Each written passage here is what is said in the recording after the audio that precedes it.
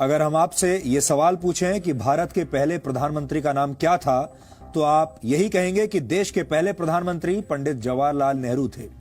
भारत के छोटे से छोटे स्कूल और बड़ी से बड़ी यूनिवर्सिटी के छात्र यही जवाब देंगे, क्योंकि बचपन से ही भारत में स्कूल की किताबों में यही इतिहास पढ़ाया गया है। आपकी कोई गलती नहीं है, लेकिन यह बात पूरी तरह सच नहीं है। सच यह है कि पंडित जवाहरलाल नेहरू से भी पहले भारत की पहली आजाद सरकार के पहले प्रधानमंत्री नेताजी सुभाष चंद्र बोस थे। शायद आपको इस बात पर यकीन नहीं होगा, लेकिन इसमें आपकी कोई गलती नहीं है। आजाद भारत में सरकारों ने कुछ खास किस्म के इतिहासकारों को ही मान्यता दी और इन इतिहासकारों ने भारत के इतिहास से जुड़ी बहुत सारी महत्वपूर्ण घटनाओं को आपसे छुपा लिया। नेताजी सुभाष चंद्र बोस भारत की पहली आजाद सरकार के प्रधानमंत्री, विदेश मंत्री और रक्षा मंत्री थे, लेकिन यह बात कभी भी आपको बताई नहीं गई, ना ही आपको पढ़ाई गई। भारत सरकार ने आज एक बहुत बड़ा फैसला लिया है। इसी महीने 21 अक्टूबर को भारत की पहली आजाद सरकार की 75वीं वर्षगांठ मनाई जाएगी। इस सरकार को आजाद हिंद सरकार कहा जाता है। यह सरकार 21 अक्टूबर 1943 को बनी थी और इसका अर्थ यह हुआ कि भारत की मौजूदा सरकार ने सुभाष चंद्र बोस द्वारा स्थापित आजाद हिंद सरकार को मान्यता दे दी है। इस मौके पर प्रधानमंत्री नरेंद्र मोदी लाल किले का दौरा करेंगे और वहां आजाद हिंद फौज संग्रहालय का उद्घाटन करेंगे। इसके अलावा इसी वर्ष 30 दिसंबर को प्रधानमंत्री मोदी अंडमान निकोबार जाएंगे, क्योंकि करीब 75 वर्ष पहले 30 दिसंबर 1943 को ही अंडमान निकोबार में पहली बार सुभाष चंद्र बोस ने तिरंगा फहराया था।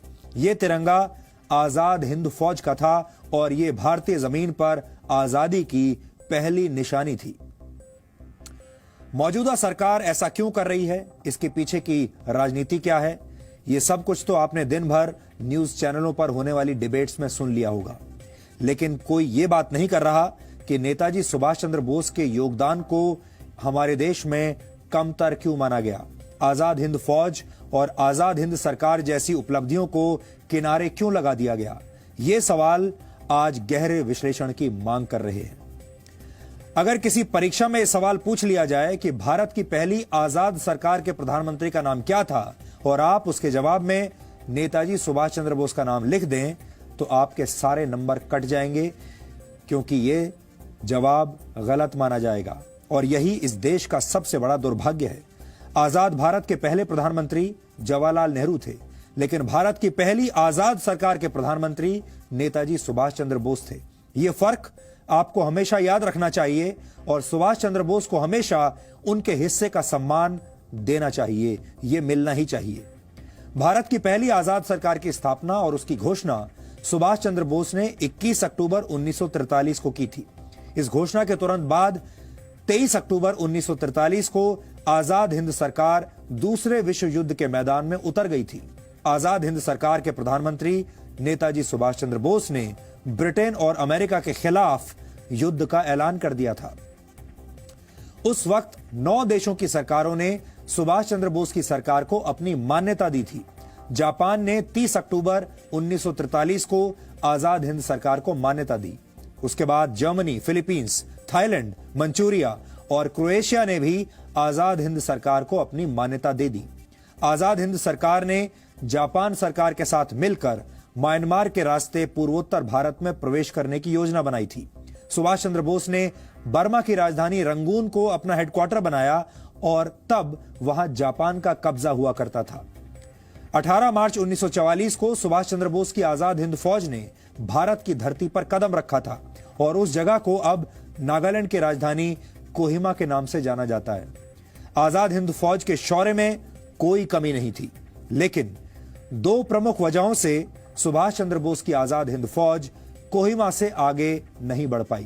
पहली वजह यह थी कि यह युद्ध जंगलों में लड़ा जा रहा था और तब जुलाई का महीना था और भारी बारिश की वजह से सेना का आगे बढ़ना मुश्किल था। और दूसरी बड़ी वजह यह थी कि आजाद हिंद फौज के पास एयर सपोर्ट नहीं था। ब्रिटिश सेना के पास लड़ाकू विमान थे, जिनके सामने आजाद हिंद फौज के सैनिक मजबूर हो गए। अगस्त 1945 में जापान के हिरोशिमा और नागासाकी में अमेरिका ने परमाणु बम से हमला कर दिया, जिसके बाद जापान ने सरेंडर कर दिया और यह सुभाष चंद्र बोस के लिए एक बहुत बड़ा झटका था। अमेरिका और ब्रिटेन ने दूसरा विश्व युद्ध जीत लिया, लेकिन नेताजी सुभाष चंद्र बोस ने हिम्मत तब भी नहीं हारी। नेताजी आजादी के नए मिशन पर निकले थे, लेकिन यह कहा जाता है कि 18 अगस्त 1945 को ताइवान में हुए एक विमान हादसे में उनकी मृत्यु हो गई। हालांकि उनकी मृत्यु आज भी एक रहस्य है।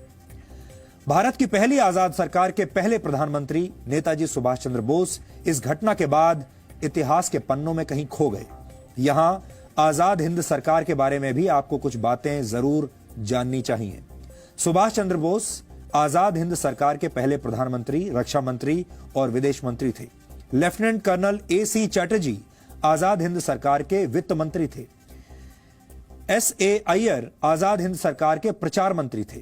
रास बिहारी बोस को आजाद हिंद सरकार का सलाहकार बनाया गया था और इस सरकार की स्थापना करते वक्त नेताजी सुभाष चंद्र बोस ने यह शपथ ली थी कि ईश्वर के नाम पर मैं ये पवित्र शपथ लेता हूं कि भारत और उसके 38 करोड़ लोगों को आजाद करवाऊंगा। ये उनकी शपथ थी। आजाद हिंद सरकार ने यह तय किया था कि तिरंगा झंडा भारत का राष्ट्रीय ध्वज होगा। विश्व प्रसिद्ध साहित्यकार रविंद्रनाथ टैगोर का जन गण मन भारत का राष्ट्रगान होगा और लोग एक दूसरे से अभिवादन के लिए जय हिंद का प्रयोग करेंगे। नेताजी सुभाष चंद्र बोस की कथित मृत्यु के बाद भी ब्रिटेन और अमेरिका की खुफिया एजेंसियां पूरी दुनिया में उनकी तलाश करती रहीं। यह वो दौर था जब अहिंसा के पुजारियों पर लाठियां बरसाना अंग्रेजों का बहुत प्रिय शौक था, लेकिन सुभाष चंद्र बोस ने खून का बदला खून से लेने की नीति पर काम किया। यह सुभाष चंद्र बोस द्वारा छेड़ा गया रक्त रंजित संग्राम था, जिसमें अंग्रेजों की सेना के 45,000 से ज्यादा सैनिकों की मौत हुई थी। बर्मा की जंग में अंग्रेजों की सेना सुभाष चंद्र बोस के चक्रव्यूह में इस तरह फंसी कि ब्रिटिश सेना के 10,000 से ज्यादा सैनिक बीमारियों का शिकार हो गए थे। इस लड़ाई में अमेरिका की सेना के भी 3,000 से ज्यादा सैनिकों की मौत हुई थी और यही वजह है कि ब्रिटेन और अमेरिका की खुफिया एजेंसियां मिलकर सुभाष चंद्र बोस को किसी भी तरह से ढूंढकर सजा देना चाहती थी। अंग्रेजों ने उन पर हजारों अंग्रेज सैनिकों की हत्या के आरोप लगाए, लेकिन ये आरोप सुभाष चंद्र बोस के लिए किसी मेडल से कम नहीं थे। भारत में लाखों लोगों की हत्या करने वाले अंग्रेजों को सुभाष चंद्र बोस ने यह बता दिया था कि अहिंसा और शांति भारत की कमजोरी नहीं, भारत को हथियारों से जवाब देना भी उतना ही अच्छी तरीके से आता है।